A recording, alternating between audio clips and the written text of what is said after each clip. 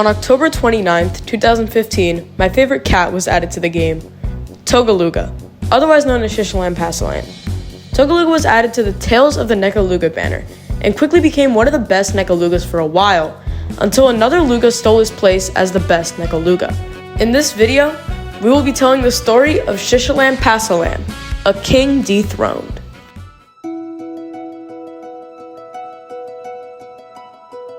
Togaluga was added in version 4.4 and immediately suffered a rough beginning, and to understand why, we gotta take a look at the stats. As you can see, he has a terrible HP of 850, and only one knockback. However, he has the survivability, so he kinda has 2 knockbacks. He has the strengthen ability, which doubles his attack power, raising it to 102,000. This made him a great nuker, but unfortunately, he got outclassed by another Nekaluga, Tekaluga. If we compare the stats, you can easily see why Tekaluga was better. However, we're just looking at the raw stats. If we take a deeper look at how these two work in certain scenarios, we can see that Togaluga actually stands a chance. The biggest advantage that Togaluga has over Tekaluga is his area attack. Tekaluga is a single attacker. This means that for him to actually hit the boss, you gotta clear out all the peons and enemies. In Togaluga's case, he can simply nuke the boss along with peons or other enemies in that stage. So Tekaluga only really worked in stages that had a boss with little to no peons supporting it, like for example Atrocious Deco. And Togaluga worked well with stages that had a bunch of enemies cluttered up. And this favored Togaluga, because the vast majority of stages in SOL had enemies cluttered up or had peons that would have obstructed Togaluga. But there was one giant issue with Togaluga at the time: his survivability. Since Togaluga effectively had 2 knockbacks, and keep in mind, you need to sacrifice one of those knockbacks for his strength and ability to activate. That meant that if an enemy were to hit him, he would die instantly. And unlike Tekaluga, he only had 445 range, meaning that there are some enemies that can outrange him and as a result one-shot him, such as Master A or Kamel. Meanwhile, Tekaluga could just stand at a safe distance and snipe these bosses. That is, if there aren't any peons, of course. There was still some pros about Togaluga though, and that was his recharge and his immunity to waves. His immunity to waves meant he could survive against enemies like Kori or Berserk Kori, while Tekaluga would just die to the wave attacks. Togaluga also had twice as fast recharge as Tekaluga, so if he died, you could probably replace him, while with Tekaluga you probably couldn't. In version 5.3, Tekaluga received a true form, and at that point, it was looking really grim for Togaluga. But there was still hope. And on January 18th, 2017, Togaluga was granted something that would make him an unstoppable menace. On January 18th, 2017, Battle Cats version 5.8 came out, and with it came a true form for Togaluga, Shishilan Pasalan. Shishilan Pasalan fixed nearly every problem with Togaluga. For starters, the strength and buff activates at 99% HP. And the biggest change that made Togaluga go from alright to an unstoppable force was giving him 100 knockbacks. This meant that Shishilan would almost never die, and because of his quick recharge time compared to Lufalan, you could easily get 2 Shishilans on the field. The true form also increased Togaluga's HP from that terrible 850 to a more acceptable 51,000.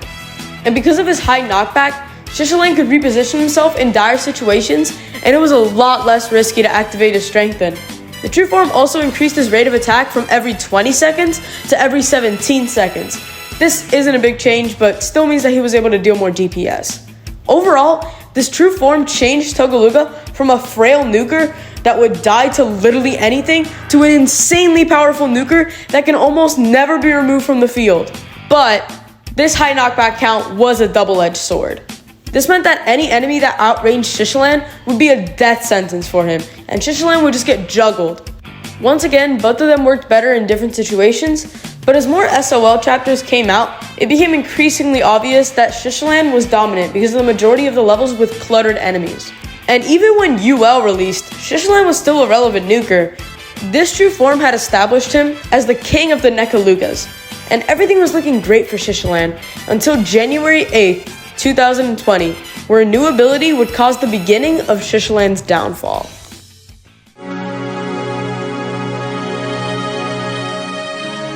On January 8th, 2020, version 9.2 was released, and it introduced the Surge ability, A surge attack essentially gave enemies extra range, and if you recall, an enemy that outranges Shishilan almost means guaranteed death for him.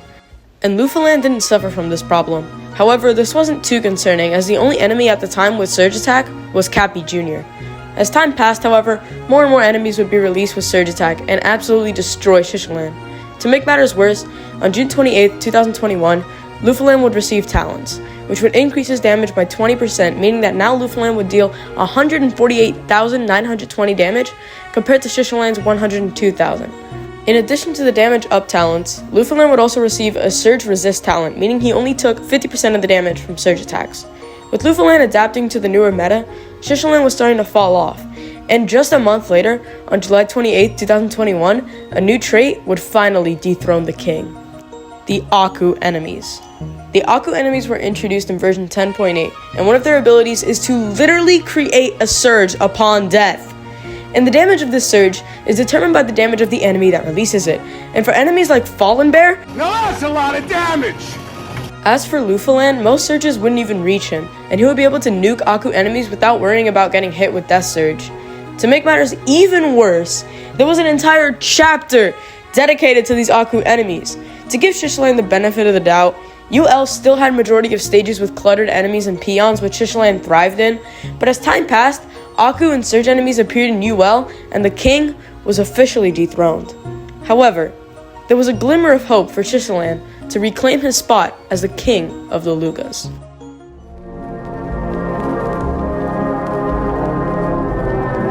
On May 15, 2024, Shishilan Pasalan received talents.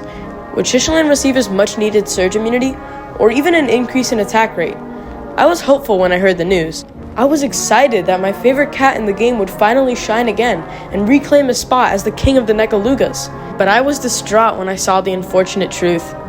Shishilan's talents were terrible. The only good talent Shishilan received was a 50% chance to create a level 3 mini-wave.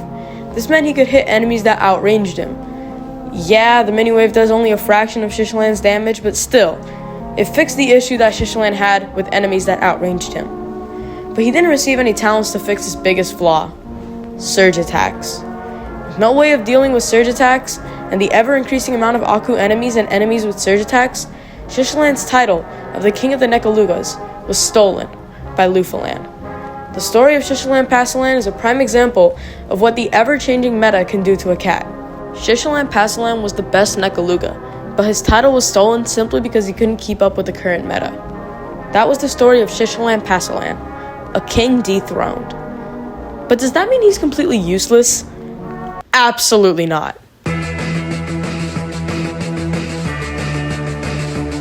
From my personal experience, Shishilan Pasalan still remains the best Luga, in my opinion. I remember vividly that I unlocked Shishilan during the Scars of War subchapter in SOL, and from then on, he carried me through SOL and UL. It was great how I could put him into almost any loadout and he would fit right in, but even I started to notice the fall off. During late UL, where there were Aku enemies and surge attacks, it started to become more of a challenge to find places where Shishilan would actually work. But in my opinion, if you unlock him in the early game, he is way better than Lufalan. He will carry you through SOL and UL. But what I said still stands, and as of currently, Lufalan is still the best Luga. But who knows? With Ultra Forms and Ultra Talents coming out, we might see Shishilan get his much needed surge immunity in the Ultra Talents, or he might get it via Ultra Form. Who knows? There's still a bunch more that this game has to offer, and maybe in the future, Shishilan will reclaim his spot as the king of the Nekalugas. But that was the story of Shishilan Pasalan, a king dethroned.